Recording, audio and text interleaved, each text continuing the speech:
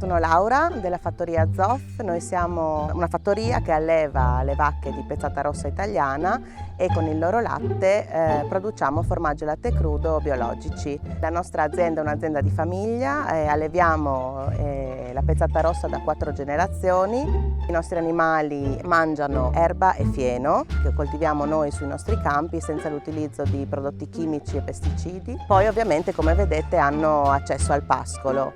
Questo è molto importante non solo perché si muovono e perché socializzano, ma anche perché vivendo sotto il sole ricevono la vitamina D.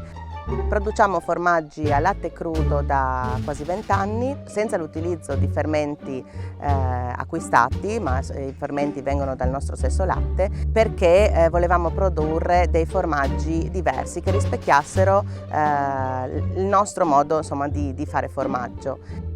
Abbiamo il punto vendita in azienda, lavoriamo con piccoli negozi, con ristoranti che cercano di offrire qualcosa appunto di diverso. Però noi siamo impegnati nella campagna, nella stalla e nella produzione. La difficoltà di stabilire un rapporto diretto con i ristoranti, con i negozi, è proprio la distribuzione. Le piccole fattorie e i piccoli produttori non hanno la possibilità nel tempo di distribuire i propri prodotti.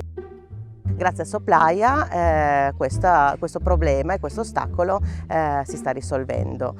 Ci stanno offrendo un servizio che era quello che mancava ed è proprio la connessione tra i piccoli produttori e i ristoratori che vogliono portare sulle loro tavole i nostri prodotti. La cosa fondamentale e che abbiamo apprezzato oltre appunto alla piattaforma di per sé, è la possibilità di avere comunque il contatto diretto con i clienti che possono dialogare con noi in qualsiasi momento senza nessun tipo di problema.